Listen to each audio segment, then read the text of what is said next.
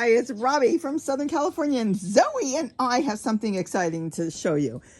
So about 2 weeks ago, not even, I did a video on these sweet potatoes that I had bought a year ago that had a growth inhibitor on it. Right, Zoe? You do not have a growth inhibitor on it. You better grow. You were supposed to be 6 pounds. She's 2. Today I'm going to tell you something you may not know. And after today, you will know. And you'll be able to tell others. But you know and others do not know. I don't know how to start this. Anyways, so many of you watched it, and I had a few of you come in saying, no, you did it wrong. I did it wrong. You did it wrong. You should have cut it off. Go take the potato out, cut the slips off, grow it that way. No, no, no, no, no, no. Remember, I was dealing with a sweet potato that had a growth inhibitor. I was lucky to even get that one to start to show life, because a lot of those never come back. I showed you the 2 that started to rot, another one that never showed any life.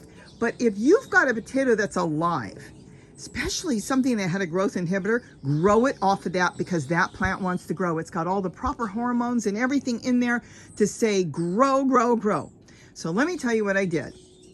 There is the potato you saw about 10 days ago. I did bury it. Look how beautiful it is. Now let me show you what's left of the pieces that I did take off and try to root. It doesn't always work. Had I cut all those off, I would have ended up with nothing. No sweet potatoes from that particular variety. It would have been gone because the potato was already on its way out. If you remember, it was not going to make it. I was really nervous on that. So some of them I did cut off. I've already thrown a few away. This is what's left.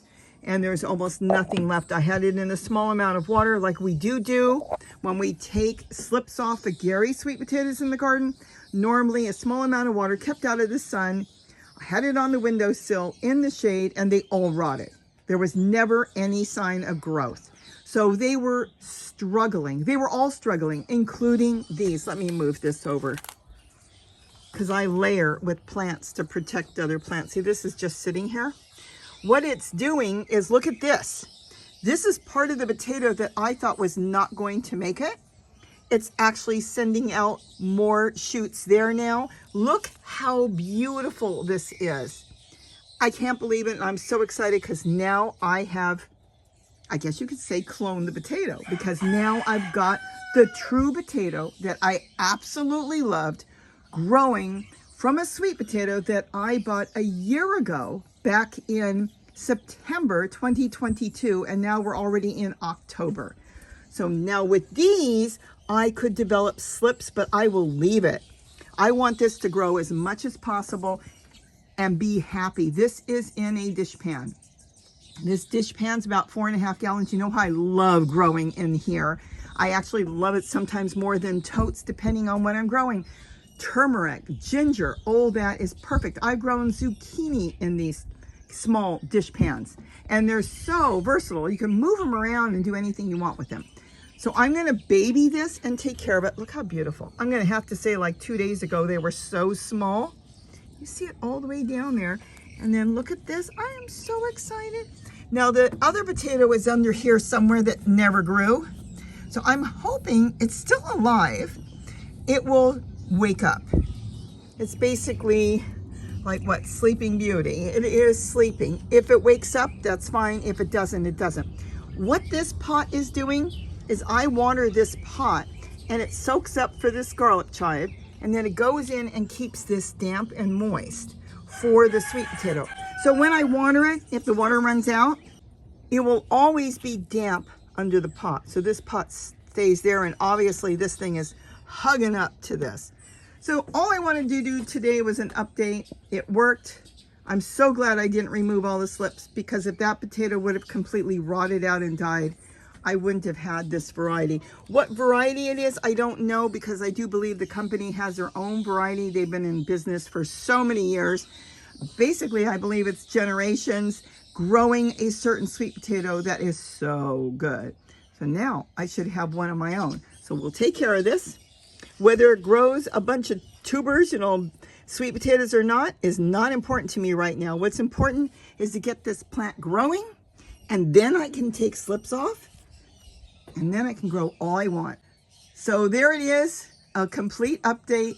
And like I said, if you buy any sweet potatoes this year for the holidays and you try to put them in water and grow them like I used to do when I was a kid, you'd go to the store, grab a sweet potato, stick it in a jar, put it on the windowsill, and you'd have a mile of sweet potato vines all over your kitchen. Oh, do I remember that? Well, most of the potatoes are now treated with a growth inhibitor, so they can sit on the grocery store shelf for many, many, many months, as you saw, a year. And then they either rot out if you forget about them, or if you're lucky, you may have a couple of them start to root, but it will take a long time depending on how much growth inhibitor they have. So regardless, I now have my sweet potato. I've showed you what's going on, and really that's not the way to grow sweet potatoes unless you know that there's no treatment on it. And keep in mind, sometimes when they say organic, that doesn't mean that there's no growth inhibitor on it. That just means it was grown without chemicals or pesticides. There's a difference between something being organic and not organic. There's certified organic. There's different types of organic. But again, I don't want to get into it because that's not what this is all about. The point is, it goes back to the farm, how much they're growing, if it's 51% organic or what. So we have to kind of test certain foods that you get from the grocery store. In other words, get a few. If you get ginger, maybe eat half of your ginger rhizome and then go ahead and try to grow the other half. There's lots of different ways of doing it. With the sweet potato, well, I couldn't grow any of them, and then I had one start to grow, but there was actually two of them in there, and one of them started to grow but rotted away, and this one actually took off. Even though part of the potato was kind of not that good, it made it, and now I can call this a full success. Why? Even if something happened to the rest of the sweet potato, which is down here somewhere, I don't want to disturb it, but if something happened to it, here it is, I know at this point I have enough that I could start to do some cuttings off of it and do suckers from it. But the point is, I'm not touching it right now because I don't know what would happen, and I've got more of a guarantee this way than I would if I try to do anything else. So I hope I gave you some tips on how to grow sweet potatoes. It's really good to get it from a seed company so you know they have not been treated and they are designed to grow. But it worked. I want you to see it. It's beautiful. Look how dark and beautiful the leaves are. And I'm so excited with that. So with that, you have a wonderful day. Oh, look at this. Here she comes. She's excited. And don't forget to eat what you grow, right, Zoe? What do you got? Zoe, what do you have? Oh my gosh, I don't know. Bye-bye.